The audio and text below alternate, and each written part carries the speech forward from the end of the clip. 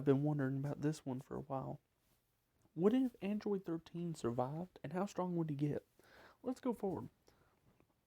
To understand where we are, Imperfect Cell has not absorbed any androids right now, and let's say for now they're on the loose. Dr. Giro has just been killed, and he has a backup computer to make him for the computer to think he's just like him.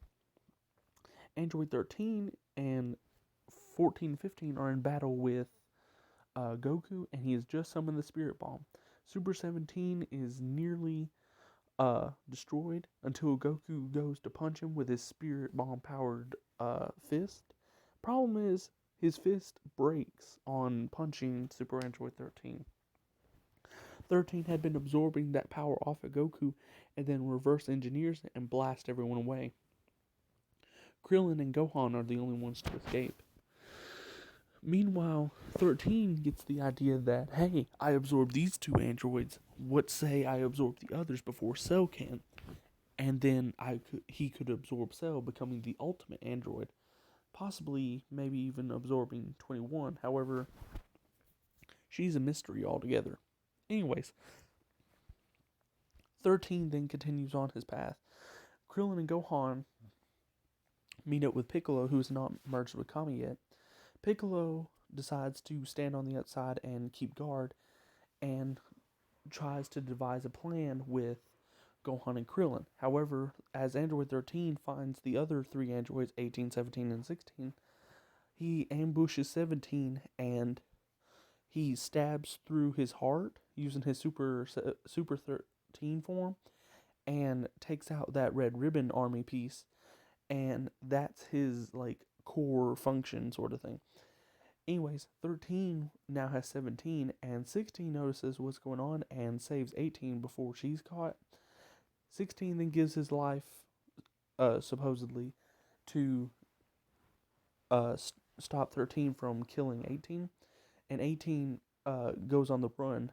Not to mention, she doesn't know Cell's looking for her, and she decides the best course of action would be to meet up with the Z Fighters, since they're the strongest ones on the planet right now. However, she knows that a lot of them have just died off. 13 then beats 16 until he can't even move anymore and leaves him for dead. He takes 16's core function. However, since 16 is a cyborg, like 17, and his core was not in a fatal spot, he survives. This will be important later. 13 then absorbs these two pieces, and Piccolo decides to do something noble after 18 shows up. They devise a plan and decide to work together, since now that knowledge of Cell has come to light, since 13, while attacking 18, mentioned something about Cell. Now that it's come to light, 13 is on the lookout for 16, or for 18. So 18 devises that they could try to attract Cell and this new 13 together and have them duel, and no matter who would win, they could take out the winner. However, Gohan not trusting this, Gohan decides that it'd be best if someone would. We don't have someone who has sufficient enough power to stop Android 13. However, neither of them know of a better way, so Krillin devises that Krillin could go inside the time chamber with Gohan and begin training for 3 days, which would be 3 years, and since Gohan's a Saiyan, he could possibly learn Super Saiyan. Piccolo could keep guard out here, and if worse comes to worse, Kami can merge with him, and 18 could help him keep watch out. This way, Piccolo could summon some massive energy and send it on a certain place, and have Cell and 13 meet up there, and then escape. So, using this plan, Gohan and Krillin go in, and then a day passes. And then 18 helps keep watch as Piccolo uses a bunch of his power and basically nukes the city for the greater good, and this gets Cell's and 13's attention and draws them to the same area. 13 then begins battling Cell, and Imperfect Cell has no chance against 13. 13 is way stronger, and Cell is even worried about it. However, this fight uh, doesn't go in Cell's favor, but 13 can't exactly absorb him because Cell was meant to absorb them, not 13. 13 was like an unfinished product. So now it's a little worrisome. 13 nearly kills Cell until Piccolo notices that Cell is basically done for because his ki is dwindling. And Piccolo rushes in and 18 follows, which could throw off the plan, but he goes in and he begins attacking 13. However, Cell is not dead yet. He's been fainting it, and as Piccolo and 18 keep up with 13 and nearly kill, and 13 nearly kills them both, he sends 18 flying back, and Piccolo, after noticing that Cell's getting back up, tries to retreat. However, before he could, he's ambushed by Cell, who has just absorbed 18 and turned into his semi-perfect form. Semi-perfect Cell is far stronger, and this time Cell is Cell is much more powerful than 13. So 13 and semi-perfect Cell get into a battle. They begin battling. However, on the lookout over these past 2 days, semi-perfect Cell and 13 have been ravaging the planet, and Kami decides that it's time, and it's been about a year and a half before, and it was originally supposed to be 13 days, or 3 days, but now it's just been 1.5, maybe 2. So now Gohan isn't as well trained, but he did unlock Super Saiyan in time, and he's roughly around teenager level, and Krillin's a lot stronger too. However, this time Kami, instead of merging with Piccolo, gives his life force to Gohan for his best chance at it, leaving Gohan as the Guardian of Earth. He then manifests some Kami-style clothes and goes to battle 13. However, Semi-Perfect Cell and 13 have destroyed most of the planet, and Krillin and Gohan don't have much to save. 13 and Cell are still nearly done battling.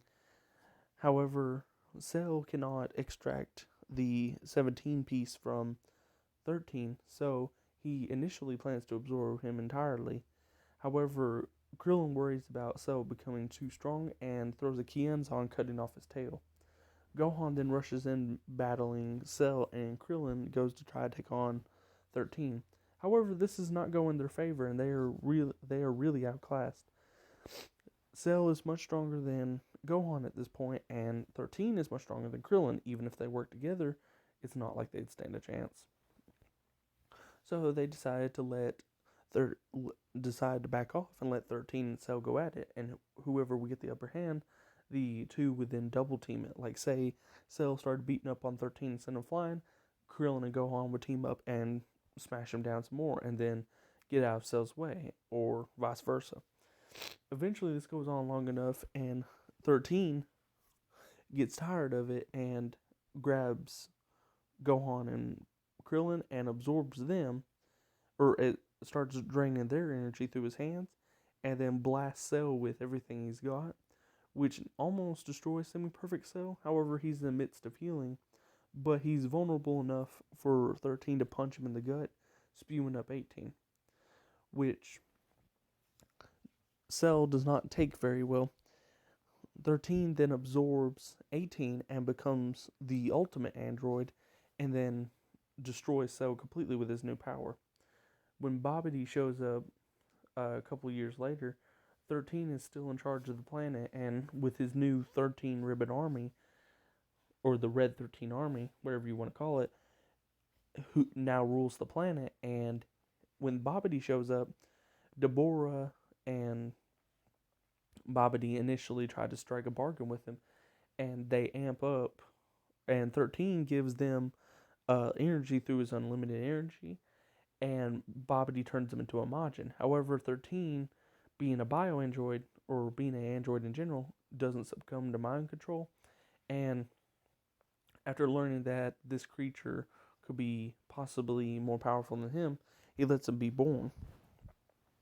He then kills Babidi, and he tells him that he sympathizes with Boo, and he understands what it's like to be controlled, and he lets Boo run free. Boo then almost betrays him, but since he was nice to him, they become friends. They kill Deborah, and eventually later on, Beerus doesn't show up, so the Universe 6 tournament don't happen. Neither does the Tournament of Power, neither does Zamasu or anything like that. So basically, the world's ruled by 13, and Boo is just the thing that happens. And they're good friends. This goes on for many millennia, and potentially in the future, 13 would end up trying to betray Boo after going to Master Roshi's house, and Roshi teaching, or him copying Roshi's technique of the Mafuba after Boo would step out of line one too many times. And that's how strong 13 would be if he survived.